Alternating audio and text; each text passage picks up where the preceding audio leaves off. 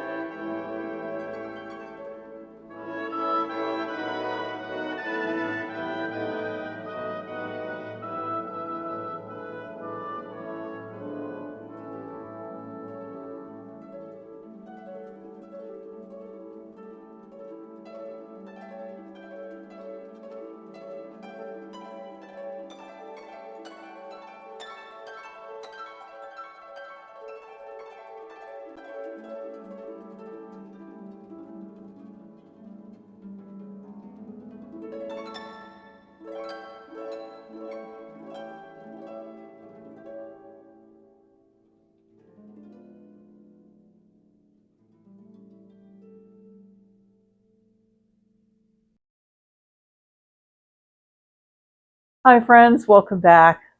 Thanks for stopping by. This week I wanted to continue working on making some more of the 12.5 unfinished quilt blocks for the quilt along that I'm hoping to do the end of the summer. And I got to go on an excursion, had fun going into La Plata, Maryland with my friend, and that is about 40 minutes away from here. So we made a morning of it. We went to the quilt shop, and I even got to pick up a couple of fabrics to replenish my supply of two colors that I don't have any more of. I don't have this color at all anymore. As you can see over my shoulder, there's a nice light purple lilac color that I've been kind of using throughout, and I no longer have that.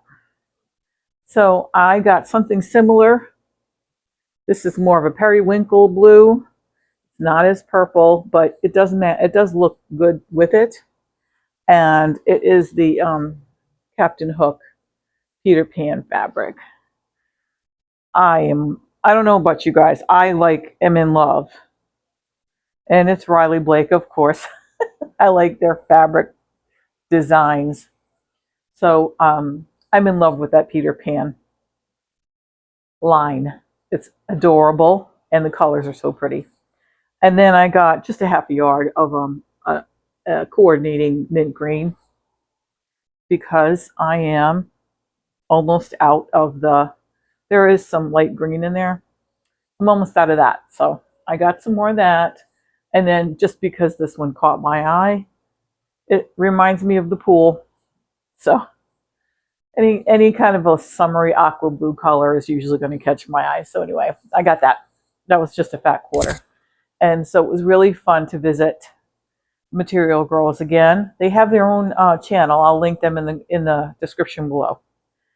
My friend actually has a Singer heavy duty that's been causing thread nests on the underside in the bobbin case, and I helped her straighten the problem out. And then 2 days after we got it straightened out, she said it started happening again, and she even sent me a text that said, "I think my machine likes you better." Silly, but so she decided to bring it in and have it looked at to see what she could do to fix it. So that's why we went there. Also, someone had asked about the what about the block that I used for my sewing machine cover? And so this is the sewing machine cover they were talking about right here. And so I had put just a picture of the FPP block that I used. So I thought, why not go ahead and just demonstrate how I made that, with the understanding that it's a 6.5 inch unfinished block when you're done. So I went ahead and that's why I did that quick demonstration, so that should someone want to replicate it, I showed them demonstrated the steps. If you like this pattern for this block, it finishes at 6 inches, and I'll show you how I copied it. I figured out that each block is 2 inches unfinished. Let's do this. 2 inches unfinished, or 2.5 finished. Each one of them, it does actually wind up to be a 9 patch. So I realized the entire block is made out of this number 1, this one is number 2, and this block is number 3, and that's how you put the whole block together. So I went ahead and I traced one of each. So the first one was a matter of making my 2-inch block 3 times.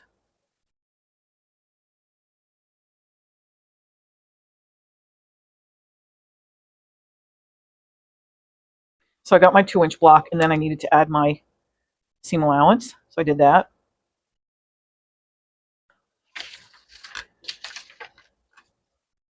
And it's actually really quite simple. So please don't think that it's too difficult or intimidating. It just takes a few minutes. All right, so that's how I did each one. The one that is a triangle, number 3, all you do is put your ruler from point to point, draw a line across, and you've got number 3 done. Number 2, same thing, super simple. You're going to take your ruler, put it at the 1-inch mark here on this outer perimeter or on the seam line, make a mark because it's actually 2 inches wide, so 1 inch is the middle. And you're simply going to put that here, line it up with this corner, draw a line straight from the outer corner to the center, do the same thing from that corner to the mark you made on the 1-inch line. And now you have block number 2. Block number 3 is also, and you're only going to make one of these, and that is the centerpiece that looks like the square and square block. So you're going to have your 2-inch finished, and you're going to make a mark at the 1-inch point on all 4 sides.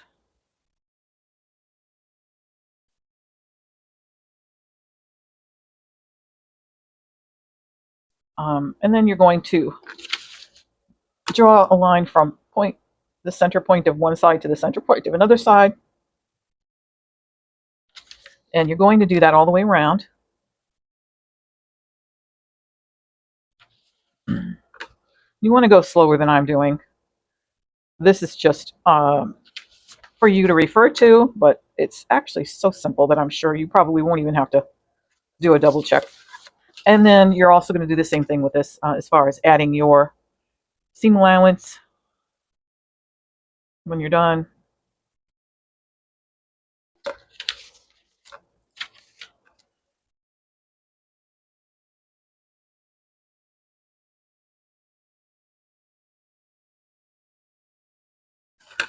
And that is your number 1 block. Your number 2 block is this one. The number 3 block is the one I originally showed you, where you make the 2-inch square and just make a diagonal line across it from edge to edge, and that would be your number 3 block, okay? Your number 2 blocks, to get the same effect that I did with the blue and yellow quilt, you're going to put dark on those 2 pieces, and then this could be either medium or light. This could be medium or light, but these are going to be a darker color. In my example, they were dark blue. Okay, so dark blue, and then I did a different color here and different color here. And then with the number 3 block, So the number 3 block winds up, when it's sewn in, looks like this. The one half of the square, that's the triangle, has to be dark and has to be placed this way. So when you make all your units, so it would be 1, 2, 3, 4 of these units, 1, 2, 3, 4 of these units, and 1 of these units. And this is how you do the color placement. Those are all dark, and then these are all dark.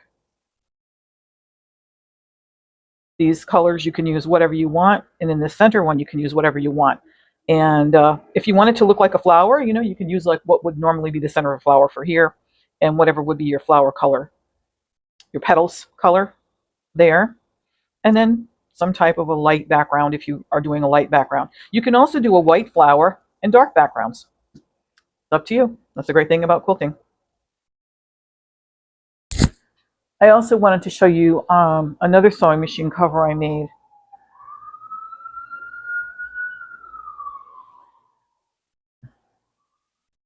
So there's another sewing machine cover I made. This is, one side of it is patchwork, and the other side of it was foundation paper piece block. I used 2 of the blocks in the book that I've been referring to, and I made this sewing machine cover with it. I call it cloud cover. And I actually even lined it, and I did do some quilting on it.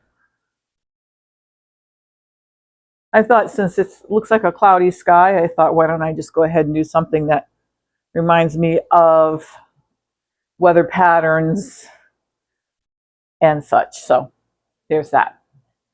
So I want to thank you guys so much for coming by. I hope you enjoyed the video. Leave me a thumbs up. Please leave me a comment if you liked it. Please go ahead and leave me a suggestion or a question too. Those are all welcome. Any discussion is fun. So thanks again for coming, and I will see you next time. Bye.